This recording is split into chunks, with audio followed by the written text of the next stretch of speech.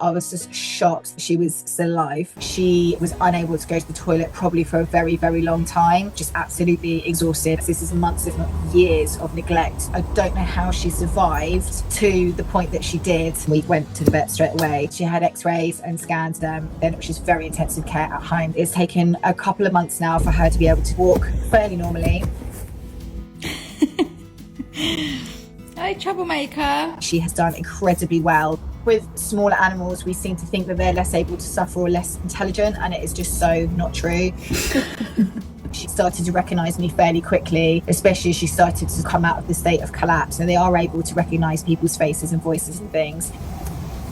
I was with her a lot for probably the first 4 weeks. It was quite intensive, lots of syringe feeding, pain relief, bathing, lots of therapies to try and get her through that initial recovery stage and then go on to phase 2, which was physical therapy and things like that. She just kept fighting on and kept fighting on, and that is really her spirit. She's a real warrior considering how unwell she was and how strong she is now. One thing that is very scary for her and for me is because she's left neurologically damaged, she basically tips over and she goes into panic mode and she can't physically correct herself. So that's very frightening for her.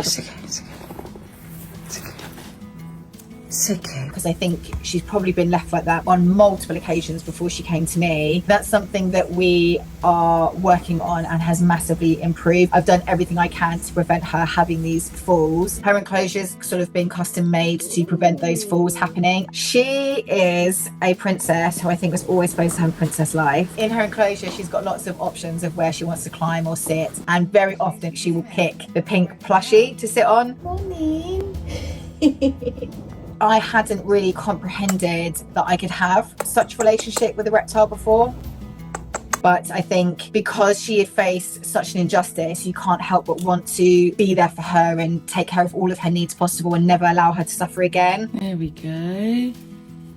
Well done. Many people don't appreciate how complexly intelligent and smart these animals are. I think the reason that they're so neglected, I believe, is because they just don't seem to have the same facial expressions as other animals. And I think people just don't have the sense of understanding that they have the capacity to suffer deeply, but also to create really good relationships with people as well. I wasn't sure whether she was going to survive, but I really could sense that she wanted to live and she really wanted to fight for her life. And that's why she's still here today. What happened? You got it.